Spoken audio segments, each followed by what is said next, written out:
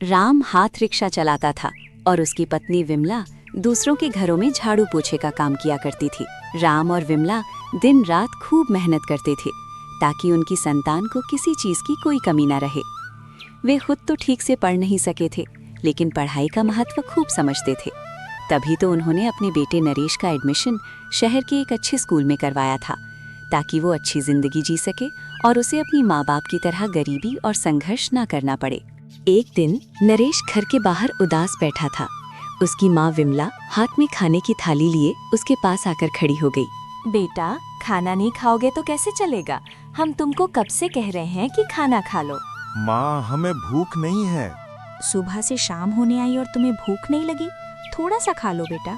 तुम समझते क्यों नहीं हो? हमको नहीं खाना है खाना वाना। तभी राम काम से अपने घर पहुंचता है। उसे देखते ही विमला बोलती है, आप आ गए जी। देखिए ना, नरेश सुबह से उदास बैठा है और उसने एक निवाला भी नहीं खाया है। बेटा नरेश, क्या हुआ है बाबू? मेरा बेटा उदास क्यों है और तुमने खाना क्यों नहीं खाया आज? बाबूजी, अब हम स्कूल नहीं जाना चाहते। क्यों बेटा, किसी ने कुछ बोला तुमको? बाबूजी, मुझे कंप्यूटर चाहिए। उसके बिना हमारा होमवर्क अधूरा रह जाता है और स्कूल में सभी बच्चे हमारा मजाक उड़ाते हैं। बस इतनी सी बात? तुमने पहले क्यों नहीं बताया? हम तुम्हारे लिए कंप्यूटर जरूर लेंगे। राम नहीं चाहता था कि किसी चीज की कमी के कारण उसकी पढ़ाई पर असर पड़े। वो कंप्यूटर की दुकान पर गया, लेकिन वहां जाकर पता चला कि कंप्यूटर बहुत महंगा है। दुकानदार ने मजाक उड़ाते हुए कहा, तुम्हें क्या लगा था? क्या ये उस पैसे में आता है जितने का तुम रिक्शा चलाते हो? पता नहीं कहां कहां से चले आते हैं। राम के पास पैसे नहीं थे, लेकिन रात के समय वो विमला से बातें करने लगा। इतने पैसे कहां से आएंगे जी? अपनी तो जैसे तैसे जिंदगी कट गई, पर अपने बच्चे के लिए इतना तो करना ही होगा। अगर आज मैंने कुछ नहीं किया तो मैं खुद को कभी माफ नहीं कर पाऊंगा। अगले ही दिन राम ने अपना इकलौता सहारा अपना रिक्शा बेच दिया और नरेश के लिए कंप्यूटर ले आया। नरेश कंप्यूटर देखकर बहुत खुश हुआ। अब राम को मजदूरी करनी पड़ती थी, पहले से भी कड़ी मेहनत। कभी कभी तो बुखार में भी घंटों मजदूरी करनी पड़ती, क्योंकि बिना काम के घर कैसे चलता। नरेश पढ़ाई में बहुत होशियार था और हमेशा अच्छे नंबर लेकर घर आता। उसकी मेहनत देख राम की आंखों में खुशी के आंसू आ जाते। समय अपनी गति से बीतता गया और नरेश स्कूल, कॉलेज और यूनिवर्सिटी की सीढ़ियां चढ़ता गया। जैसे जैसे वो आगे बढ़ा, पढ़ाई का खर्च भी बढ़ता गया। राम हमेशा कहता, तेरे माँ बाप बूढ़े जरूर हो गए हैं, लेकिन अभी जिंदा है। तू अपनी पढ़ाई पे ध्यान दे, पैसों की चिंता छोड़। आखिरकार नरेश ने यूनिवर्सिटी की पढ़ाई के बाद अफसर की परीक्षा पास कर ली। बाबूजी, अब आपको मजदूरी करने की जरूरत नहीं है और माँ, अब आपको बर्तन नहीं मांजने पड़ेंगे। मुझे आप दोनों की खूब सेवा करनी है। नरेश अपने माता पिता को शहर ले गया और सरकारी क्वार्टर में रहने लगा। लेकिन कुछ ही दिनों बाद नरेश पर अफसर बनने का खुमार सिर चढ़कर बोलने लगा।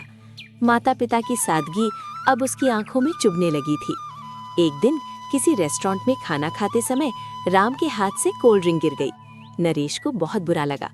रेस्टोरेंट में तो उसने कुछ नहीं कहा, लेकिन घर आकर वो चिल्लाने लगा, आप लोगों को न खाने पीने का ढंग है और न ही कपड़े पहनने का सलीका। देखा नहीं वहाँ सभी लोग कैसे देख रहे थे? आप लोगों के साथ कहीं जाना मतलब अपनी बेइज्जती कराना है। कुछ दिनों बाद नरेश के घर में बड़ी पार्टी थी, जिसमें बड़े बड़े लोग और नेता आने वाले थे। नरेश ने शानदार पार्टी दी थी। शुक्रिया नरेश, खाना वाना सब जबरदस्त है। अरे शुक्रिया नेताजी, शुक्रिया। तभी विमला और राम अपने कमरे से निकलकर बाहर आए और प्यास लगने पर कोल्ड ड्रिंक की बोतल उठाकर पीने लगे। तभी एक गेस्ट की नजर उन पर गई। उसने नौकर समझकर उनका अपमान कर दिया। नरेश, ये देखिए अपने नौकरों को, इन्हें जरा तमीज नहीं है। अगर इन्हें तमीज नहीं तो क्या मालिक की तरह पेश आएंगे? घर के बदतमीज नौकर। यही वो लोग हैं जो हमारी अच्छाई का फायदा उठाते हैं। एक हमारे घरों में चोरी करके दूसरे शिकार की तलाश में निकल जाते हैं। इन दोनों को यहाँ से निकालो। जब विमला और राम की आंखों में आंसू आ गए तो राम ने कहा, नरेश, क्या तू हमें भूल गया? हम तेरे माँ बाप हैं। सुन लिया आप लोगों ने? यही मेरा परिचय है। ये मेरे बाबूजी थे जो मजदूरी करते थे और ये मेरी माँ जो दूसरों के घरों में जूठे बर्तन मांजती थी।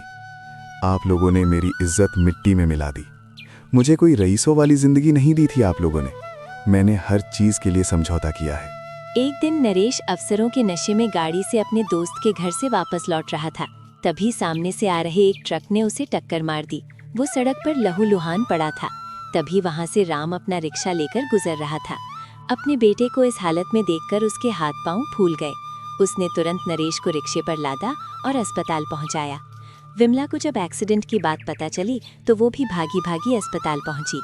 भगवान, मेरा बेटा ठीक हो जाए, उसके बिना तो हमारा कुछ नहीं है। भगवान ने उनकी सुन ली और नरेश का ऑपरेशन सफल रहा। डॉक्टर ने कहा कि वो सही समय पर अस्पताल ले आए थे, वरना बचना मुश्किल था। नरेश को 2 महीने अस्पताल में रहना पड़ा। इन 2 महीनों में उसका कोई भी दोस्त या पार्टी वाला साथी उससे मिलने नहीं आया।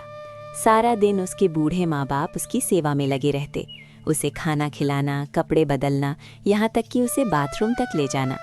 नरेश कुछ कहता नहीं था, लेकिन उसकी आंखों से हर समय आंसू बहते रहते थे। उसे अपना हर वो बुरा व्यवहार याद आ रहा था जो उसने अपने माँ बाप के साथ किया था। 2 महीने बाद डॉक्टर ने उसे डिस्चार्ज कर दिया। राम और विमला उसे लेकर उसके घर पहुंचे। बेटा, अब तो ठीक है, अब हम चलते हैं। कहाँ जा रहे हैं आप लोग? अपने घर बेटा। तो फिर ये किसका घर है? ये तेरा घर है बेटा।